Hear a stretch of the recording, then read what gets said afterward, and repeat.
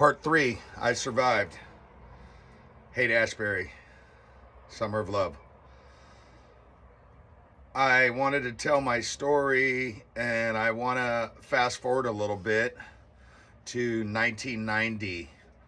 The earlier part of my story was not as exciting, and I'll tell those parts later, but right now I want to fast forward it to the good stuff.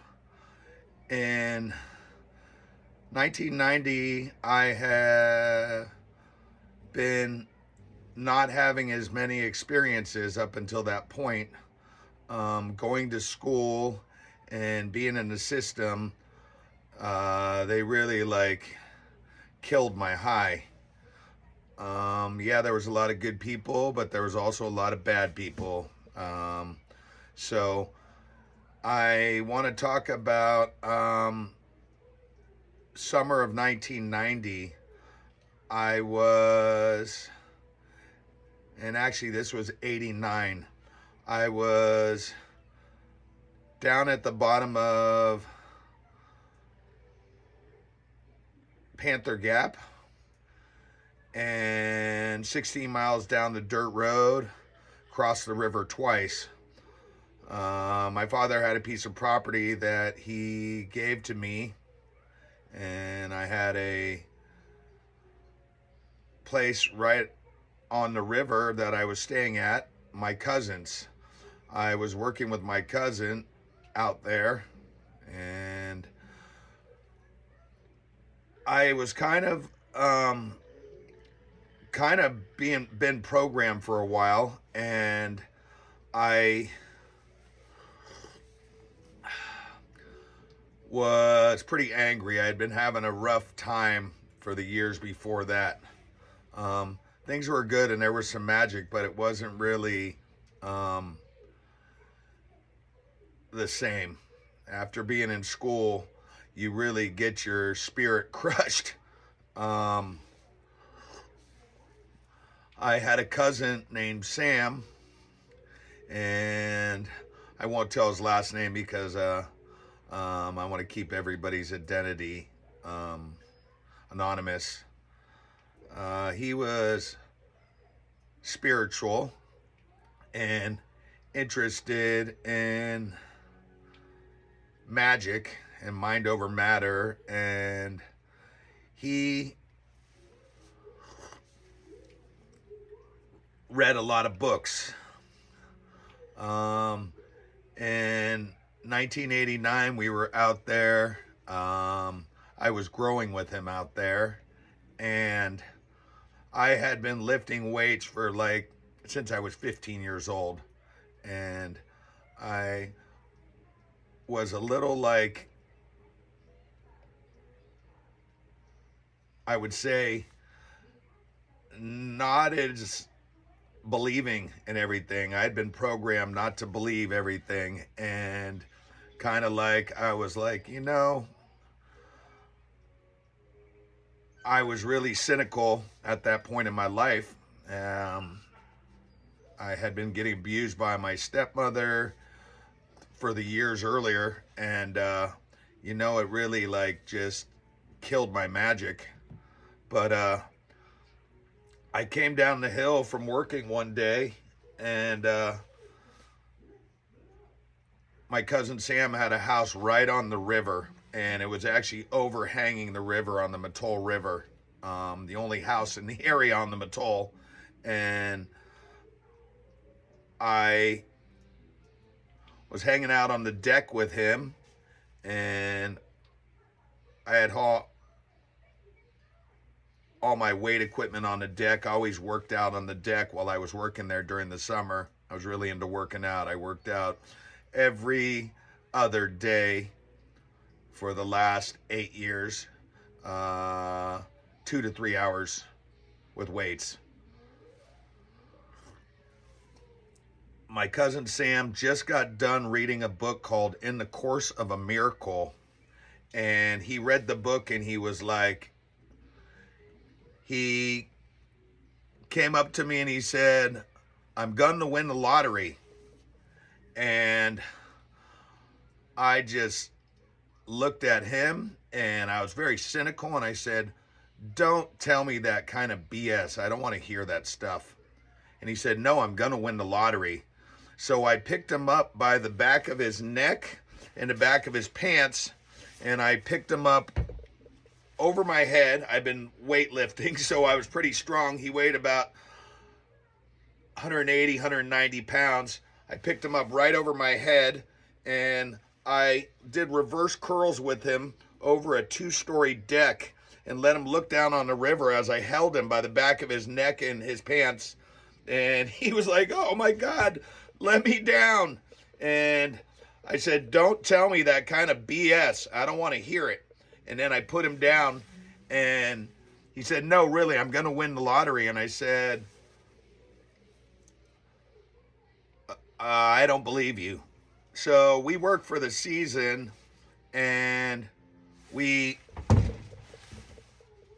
finished the season around October, and he went home back to the city. He lived down in San Francisco, down on the avenues, and he went home for Christmas. He was living down there right off of Ocean Beach there. Right, his house was right off of the park, and I call him for Christmas and I wish him Merry Christmas. And he says to me, "Guess what? I won the lottery." And I was like, "Wow, you won the lottery?" And he said, "Yes, I won $250,000. And I said, "How'd you do it?" And he said, "I closed my eyes, the numbers came into my head, and I wrote them down." And he said it was crazy because I was one number off from winning 68 million. I said, "What was the number?" And he said, "The craziest thing is the number was 44 that I missed. And if I would have got all the numbers, I would have won 68 million, but I won 250,000 because I got all the numbers except one." And I said, "Wow, you told me you were going to do it, and you did it. You actually predicted it," after he read this book called In the Course of a Miracle, and he actually won. So that right there snapped something in me where I started to believe again. I was not really believing in magic as much and mind power, and he actually predicted winning the lottery and won it. Well, that was really special for me because that made me start believing again right there. I was like, wow, anything is possible. And after that, I started reading a lot more books and I started believing more. I was believing again in the magic and the power of visualization. I came back the following season with him, and I was getting really spiritual. I was reading a lot of books, Secret to Prosperity, and a lot of prosperity books, and all kinds of books. I had been reading Autobiography of a Yogi. I had been reading a bunch of other books. A book my father gave me, Bliss Divine, written by Shivananda. So I had been walking around all summer. We're out there growing another season, and I start walking around barefoot. I'm out in the middle of nowhere, and I'm walking around barefoot a lot, and I have a stick, and I'm walking up and down everywhere with my walking stick. I had a stick that I made from one of the alders that grew on the river. The season's going by. We're in mid-season, and around August, I think around August, September, harvest was usually around October in Humboldt County. So, and that's what everybody did up there. That was the thing that all the young people would do. And my cousin was like 12, 13 years older than me. And I think I was around 23 at the time. He told me, I'm going with my mom and grandma to New Mexico to go to this place where the Virgin Mary keeps showing up and giving children messages, and large groups of people would go out there. The Virgin Mary was showing up in places all around the world, different places, but one of the places was in New Mexico. She was giving messages to children. And my grandmother and his mother were super religious, super Catholic. So that was right up their alley. He said, do you want to go with? And I said, no, my miracle's going to happen here. Just kiddingly, I said it. But that morning I was meditating on a rock, a big rock, right on the river, up around the bend where no one was at, and I was burning sage and praying on the river in the morning under the alders. And I said in my prayer, I prayed for everyone to be okay and everything to be good, and I'm talking to God, and I say, God, please show me you're here. Please give me strength. I need strength. And I give that prayer, and I'm sincere, and I'm deep meditation. And so I go back to my cousin's house, and I have lunch.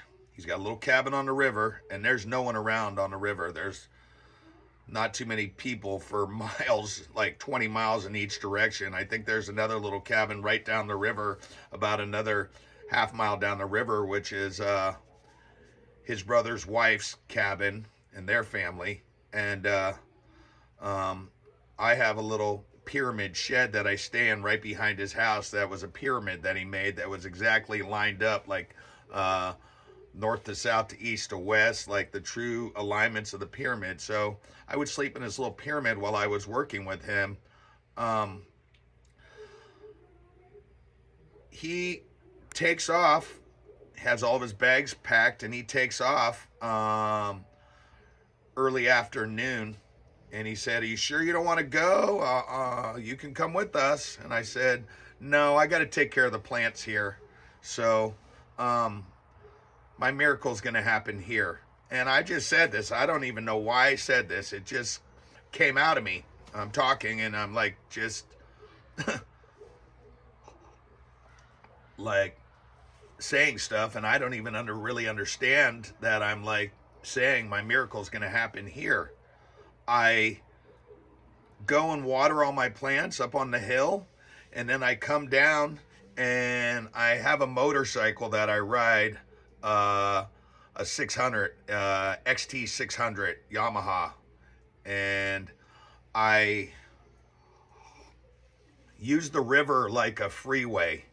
My parents live about 18 miles up the river, and there's no one on the river, but I use the river like a track. I can get back and forth to my parents' property, which I had a little cabin that I was staying in right below my parents' house. And their place was about a quarter mile off the river, close to the same river.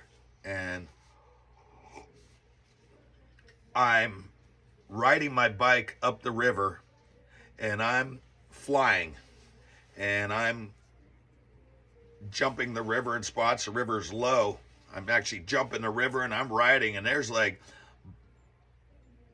boulders, and then there's like sand, and there's like all different kinds of rocks in different areas on this trail. So it's a real enduro going up, and some spots are easy and smooth, and some spots have giant rocks.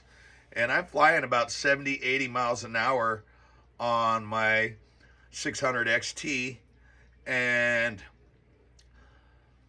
every time you come on up on a swimming hole, there will be ducks in the swimming hole, wood ducks.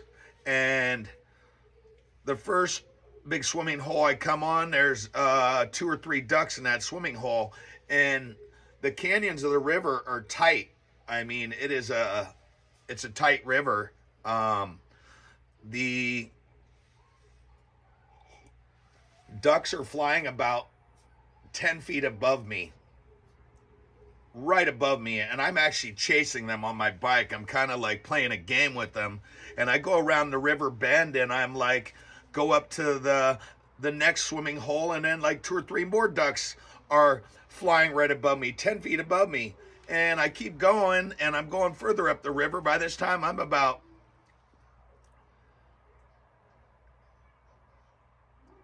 probably about 7 miles up, and it's a 18-mile trip from my cousin's cabin up to my parents' place. And I'm flying. I have a kind of a little trail that I've been using because I've been going back and forth commuting up and down the river to take care of my plants. So I'm finally about 7 miles up, and there is about probably 12 ducks above me, and they're about 10 feet above me. And I'm flying, and I'm chasing them, and I'm looking at them as I'm like just on them, and it's kind of like it's a trip because they're right above me. And I start thinking, and I'm talking to God as I'm riding my bike. I'm in a meditation, because when you're on your bike, it is like a meditation. That way you don't like get hurt. But I'm in the zone, and I'm talking to God, and I say, I don't know why I said this, but I just said, God, what happened to the eagle? I haven't seen the eagle in years. And then I said, did the ranchers kill them all? And as soon as I said that, the story wouldn't be anything if I wouldn't have been talking to God at the time. You know, I said, well, wonder what happened to the eagles. Did the rancher kill them all? And I'm looking at the ducks about 10 feet above me, and I'm doing about 70, 80 miles an hour flying, jumping the river on any of the spots, because the river gets really like, it gets really like shallow in some spots. And I had a routine where I'm just like jumping across, and it's like, there's some little spots that are about 5 feet wide, and I hit it about 70, 80 miles an hour. I'm almost clearing the river. And I talking to God, and I'm asking about the eagle, and I'm looking at the ducks, and I see a dot above the ducks, probably about, man, a mile up. Put it this way, the dot was so high, it's higher than the planes fly. It's up in like almost in the atmosphere, but I see a dot. My eyes are perfect then. I had really good vision when I was younger, and I see a dot up there, and I'm looking at the ducks 10 feet above me, and way up in the sky, over a mile away, no exaggeration, I see a dot, and I say to myself, whoa, eagles fly the highest. And right when I said that, within like as quick as I said that to myself as I'm talking to God, I said, whoa, eagles fly the highest. Next thing you know, an eagle flies down, and it's a golden eagle, and it's got about an 8-foot wingspan. It is giant. and it comes down and it hits the ducks. Its talons are almost as big as my hands. They're giant. This is a big eagle. The eagle hits the ducks, and with its talons, I'm so close, I'm 10 feet above, I see the talons coming out, hit the ducks, and a cloud of feathers from the ducks fly over me. I'm like flying through a cloud of feathers, and the eagle flies up in the air about 10 feet above the ducks and comes back down and hits them again with its talons, grabbing at them, and missed them. And I was like so tripped out that I just turned my key off and I rolled to a stop. The ducks kept flying up the river and I rolled to a stop. And the eagle is flying about maybe 20 feet above me, circling me. And I'm like, whoa. And he was hungry. The story was really magical because I was praying for my sign that morning, and that was my sign. I was praying for God to show me that he was there. And then the story wouldn't be anything if it would have just happened. It would have been a cool experience. But that I've been talking to God right when it happened, I knew. I had a psychic connection. I had talked to God and I asked about the eagle, and all of a sudden the eagle, I haven't seen an eagle in years. And all of a sudden I have it right at close to me, and I sit and watch the eagle for he circles me for about 10 minutes, just circling me. And I think if I was smaller, he would have eaten me because he was a big bird and he was hungry. But he had missed the ducks, and I had this cool experience. The experience was the psychic experience, and that I had been praying on the river that morning. That's what made the whole thing so magical. It was a psychic connection with God and the eagle. I know people are like, yeah, right. I'm telling you, I swear to God on my life that story is exactly real and exactly the way it was. I mean, it was a cool psychic experience that I had. And I had a bunch more experiences after that starting. I rode home on my bike and I told my dad, I said, wow, you wouldn't believe it. And he was like tripped out. He's like, whoa. That's heavy. And, I wanted to tell that experience, and I'm going to tell a bunch more, but I skipped forward to this part of my life because this is when the magic really starts up, and the psychic connection with the universe is going on in my life. And I hope everybody likes this story. I have remembered it like it was yesterday. It was something in my life that was like really symbolic, and it was a real magical experience in my life.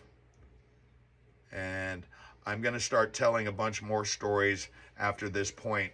The magic really starts strong about this point in my life. I mean, it is like, whoa, my psychic is connecting with the universe, connecting with the animals, connecting with God, connecting with everything.